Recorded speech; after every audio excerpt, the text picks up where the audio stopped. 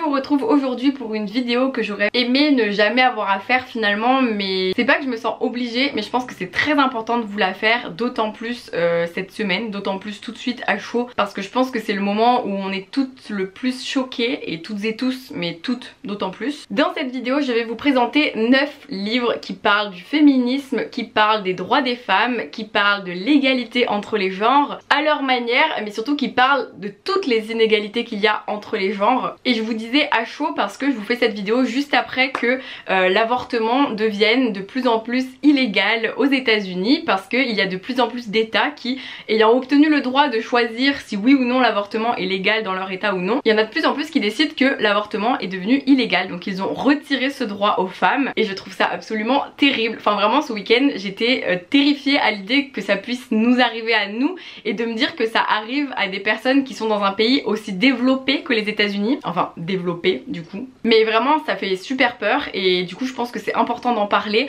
Donc il y a des pétitions, il y a des marches qui sont organisées, il y a plein de moyens de montrer qu'on lutte contre tout ça et qu'on ne veut surtout pas que ça nous arrive à nous non plus. Et je vous mets tous les liens, toutes les ressources en barre d'infos. Et du coup moi à ma manière je me suis dit que j'allais vous présenter des livres que vous pouvez faire lire à votre entourage, que vous pouvez lire à votre tour et qui parlent du féminisme, des droits des femmes et qui montrent à quel point tout n'est pas acquis, clairement pas, et à quel point c'est un long chemin, un chemin sur lequel on a vraiment l'impression d'avancer depuis ces dernières années et là boum, d'un coup on vit un retour en arrière absolument terrible puisque une des plus grandes puissances mondiales rend l'avortement illégal dans de nombreux de ces états et ça c'est juste pas possible. Et celles et ceux qui ont un avis sur l'avortement en mode on peut se faire avorter que quand on s'est fait violer ou autre, je ne vous veux pas dans l'espace commentaire, vous n'avez rien compris, c'est nos corps, c'est nos choix, personne n'a à nous dire si on a le droit d'avorter ou non, on est les seuls à pouvoir le décider, un point c'est tout. J'ai envie de commencer par un livre ou plutôt une référence qui peut se lire à tous les âges parce qu'il y a deux versions disponibles. Renversante de Florence Hinkel, illustrée par Clotilde Delacroix, publiée aux éditions L'École des Loisirs. Et nous avons la version 2, entre parenthèses, il y a encore du boulot et ça n'a jamais été aussi vrai que maintenant. On va suivre les personnages de Léa et Tom qui vivent dans une société où le sexisme est très présent, mais ce sont les hommes qui le subissent le plus. Et je peux vous dire que quand on lit ces livres, on se rend compte d'à quel point ça change tout. Par exemple, le féminin l'emporte sur le masculin, les noms des rues sont principalement féminins, tout comme les statues qui sont représentées un peu partout dans toutes les villes de France. À l'Assemblée nationale, on se permet de juger les tenues des hommes parce qu'ils sont trop comme ci, trop comme ça. Les enfants peuvent se retrouver face à des femmes exhibitionnistes dans la rue. Moi j'ai lu Renversante, je n'ai pas encore lu la version 2 mais je vous la présente quand même parce que vu que c'est la même autrice, la même illustratrice, je ne doute pas que c'est aussi excellent que le premier. Et dans celui-ci, on va suivre les mêmes personnages mais qui ont 15 ans, qui ont grandi et en fait le personnage de Léa, elle soutenait beaucoup son frère à l'époque quand il se battait pour pouvoir porter des shorts à l'école alors qu'il n'en avait pas le droit, sauf que maintenant qu'ils ont grandi, Léa elle ne le soutient plus trop et Tom il a vraiment du mal parce qu'il vit beaucoup de sexisme. Du coup le livre c'est le female gaze, la culture du viol, le harcèlement de rue, les injonctions vestimentaires, mais tout ça c'est ce que Tom subit dans ses livres alors qu'en fait c'est ce que nous les femmes on subit au quotidien. Et du coup c'est des livres qui renversent toutes les perspectives et qui démontrent à quel point mais si le monde était comme dans ces livres là, les hommes feraient tout pour le changer, mais comme on est à l'inverse, nous on fait tout pour le changer, mais comme les hommes sont au pouvoir, bah ils n'acceptent pas. Bref, très bons livres qui sont à mettre entre toutes les mains et à tous les âges, et je trouve que du coup ce sont vraiment des très bonnes lectures pour aborder le sexisme, parce que vraiment là, il n'y a pas plus clair que dans ces livres là. Un livre hyper intéressant avec beaucoup de discussions entre femmes dans ce livre, c'est Nous les filles de nulle part de Amy Reed, publié aux éditions Albin Michel, entre filles, entre femmes, entre jeunes femmes. En gros c'est l'histoire d'une jeune fille qui arrive dans une nouvelle ville et dans la maison où elle habite, elle se rend compte qu'il y a des gravures et tout, et elle va découvrir que la fille qui habitait là avant a subi un viol et tout le monde est un peu au courant au lycée mais personne n'a rien dit. Et comme le mec qui a commis cet acte c'est un footballeur qui est hyper bien vu par tout le monde, bah du coup même si les gens en ont parlé, c'est pas passé comme crédible finalement. Et c'est juste horrible de se dire que bah une fille peut avoir peur d'avouer qu'elle a été violée juste parce que le mec il a un statut un peu supérieur à elle en fait. En tout cas les gens le mettent sur un piédestal. Et du coup le personnage principal de cette histoire, elle décide de réunir toutes les filles du lycée en leur envoyant un mail anonyme et en l'intitulant Nous les filles de nulle part, afin de discuter de tout ce qu'elles subissent au quotidien, que ce soit les agressions sexuelles, que ce soit les agressions verbales, que ce soit le harcèlement de rue, que ce soit les questions sur les religions aussi. En fait c'est hyper intéressant parce que ça parle du féminisme mais avec plein de points de vue différents et c'est hyper enrichissant de lire ça. On apprend beaucoup de choses, en même temps il y a des avis qui se confrontent, on montre que on peut ne pas être d'accord, mais être quand même dans un féminisme qui tend vers la même chose. Et c'est vraiment très intéressant, c'est très fort, très difficile aussi comme lecture, mais vraiment importante. En fait, c'est des livres qui montrent à quel point on ne nous laisse pas les droits sur nos corps alors qu'on devrait avoir les droits sur nos corps, puisque les hommes ont complètement tous les droits sur leur propre corps à eux. Et encore, nous, je vous parle de l'avortement parce que là on est dans une période où c'est compliqué, mais on pourrait parler de la pilule, on pourrait parler de plein de choses. Enfin, je veux dire, on subit énormément de choses que les hommes ne subissent pas, juste parce que nos corps finalement représentent moins d'importance que les leurs et que du coup ils sont beaucoup moins défendus face aux injustices. Encore un livre extrêmement enrichissant, Rose Rage de Ilana Quentin, publié aux éditions Hachette. C'est l'histoire de Rachel qui est à la tête du journal du lycée et qui apprend qu'une fille s'est fait virer parce qu'elle a tapé un mec, sauf qu'il s'avère que ce mec il lui avait touché la fesse juste avant. Sauf que on classe finalement le fait d'avoir tapé le mec comme une violence plus grave que le fait d'avoir subi un attouchement sexuel, ce qui pourtant est très grave aussi. Et du coup Rachel elle veut s'élever contre ça et elle va organiser une grande grève des filles dans son lycée et ça va prendre des grosses proportions, elle va rencontrer beaucoup de personnes, elle va se rendre compte que c'est un combat qui est difficile à mener, qui est éprouvant, mais aussi qui va beaucoup l'instruire et c'est hyper enrichissant, encore une fois comme je vous le disais, parce qu'il y a plein de points de vue qui se confrontent. On parle de féminisme mais on parle aussi d'intersectionnalité. Un livre très intéressant, très enrichissant que je ne peux que vous recommander et qui encore une fois montre à quel point nos droits sont fragiles parce que ce sont des livres qui sont terriblement d'actualité, alors que ça ne devrait pas être permis que une fille soit virée parce qu'elle a tapé un mec mais que lui ne soit pas viré alors qu'il lui a touché les fesses. Un livre important, un peu différent, c'est Queen Kong de Hélène Vignal, publié aux éditions Thierry Magny dans la collection L'Ardeur. Je vous le mets dans cette sélection parce que c'est un livre qui montre à quel point les femmes vont toujours être cataloguées, être jugées sur tout ce qu'elles font et que ce jugement va être très différent de ceux qui sont portés vers les hommes, alors que parfois ce sont les mêmes actes. Pour vous expliquer, on va suivre l'histoire d'une jeune fille qui, on le comprend au début, se fait beaucoup insulter par tout son entourage, sur les réseaux sociaux etc. On la traite de bref, vous voyez tous les gros mots que je pourrais vous dire. Et donc ce personnage, on va comprendre que si on la juge comme ça, c'est tout simplement parce qu'elle a une liberté sexuelle assez libre, elle aime faire des expériences et elle va subir finalement juste un énorme lynchage, du slut shaming, bref tout ça, juste parce que elle se permet de vivre des relations sexuelles. Alors que, exemple très concret, moi quand j'étais au lycée, si un mec disait qu'il avait pécho je ne sais combien de filles dans la classe, les gens étaient en mode ouah BG. Si une meuf dit qu'elle a pécho je ne sais combien de mecs dans la classe, là c'est une pute. Je l'ai dit, mais vraiment c'est inadmissible que ce mot puisse être employé. Pourquoi les deux ont fait la même chose? Pourquoi il y a un jugement de valeur qui est très différent? Et donc ce livre montre ça. Je trouvais ça important de le mettre dans cette sélection parce qu'encore une fois ça nous montre ces inégalités qui sont encore très présentes et qui peuvent faire basculer des vies, parce que en fait subir du harcèlement suite à juste le fait qu'on vive sa sexualité comme on l'entend, ça peut nous mettre plus bas que terre, ça peut nous détruire, alors qu'en fait pourquoi nous on peut pas la vivre comme ça et les hommes ont le droit de la vivre comme ça. On passe dans des univers un peu plus dystopiques avec un classique de la littérature et un livre très engagé, très féministe, La Servante écarlate de Margaret Atwood, publié aux éditions Robert Laffont. Moi j'ai la collection Pavillon Poche parce qu'il est en poche. C'est l'histoire d'un monde où la fécondité devient très faible,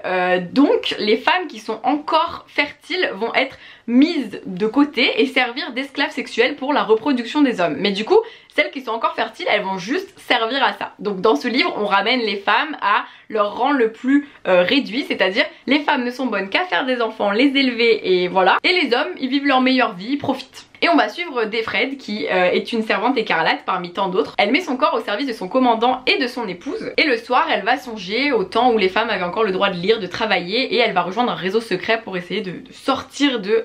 tout ce schéma. Et enfin c'est absolument terrifiant comme livre. Mais en même temps, elle dit du temps où les femmes avaient encore le droit de lire, de travailler, et en fait c'est bête, mais à chaque fois qu'on va acquérir des droits, c'est une phrase qui est de Simone de Beauvoir, là je vais vous la dire complètement déformée, mais en gros nos droits sont très fragiles. Dès qu'il y a une crise politique, économique, une guerre ou autre, le pouvoir peut en profiter pour finalement nous retirer ces droits qu'on a mis tant de temps à acquérir. Et je veux dire, le droit à l'avortement, c'est un droit qui a été acquis beaucoup trop récemment. Enfin je veux dire, c'est à l'époque du manifeste des 343, enfin ça date des années 70 en fait. L'avortement c'est très récent, ça n'a même pas 50 ans le droit à l'avortement. C'est terrible, mais c'est comme le droit de vote. Enfin je veux dire, vous vous rendez compte qu'on a le droit de voter depuis moins d'un siècle. Enfin,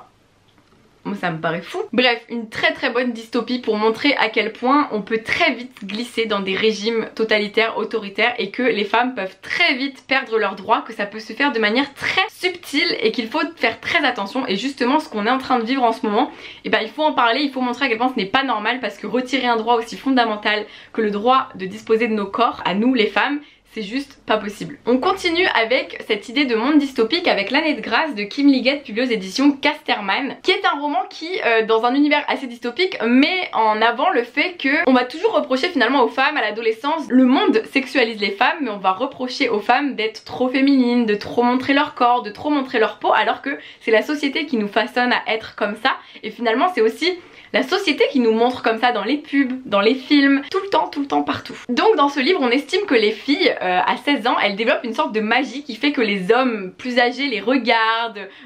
leur forme, etc. Et que ça rend les femmes de ces hommes-là complètement folles de jalousie. Et il faut à tout prix enlever cette magie de ces jeunes filles. Donc elles sont envoyées pour faire leur année de grâce. Elles vont dans une sorte de forêt prairie et elles doivent y vivre pendant 1 an. Et plutôt y survivre parce qu'en fait, les unes contre les autres, elles sont juste monter les unes contre les autres, et du coup elles sont capables de s'entretuer juste parce qu'elles estiment que l'une a de la magie et qu'il faut la perdre, etc. Personne ne sait ce qui se passe lors de l'année de grâce et nous on va suivre un personnage en particulier qui donc va faire son année de grâce et a très peur, elle comprend pas trop ce qui l'attend et elle a raison d'avoir peur parce que c'est vraiment un livre terrifiant mais qui est tellement révélateur sur notre société, sur encore une fois le fait que nos droits sont très fragiles et qu'il faut y faire très attention et qu'il faut toujours continuer à se battre et donc prendre la parole, s'exprimer pour que jamais on ne nous réduise 100% au silence parce que c'est ce qui se passe sinon, on nous réduit au silence. Je rajoute un livre en cours de route donc il y aura 10 livres dans cette vidéo, si vous voyez 10 dans le titre c'est normal.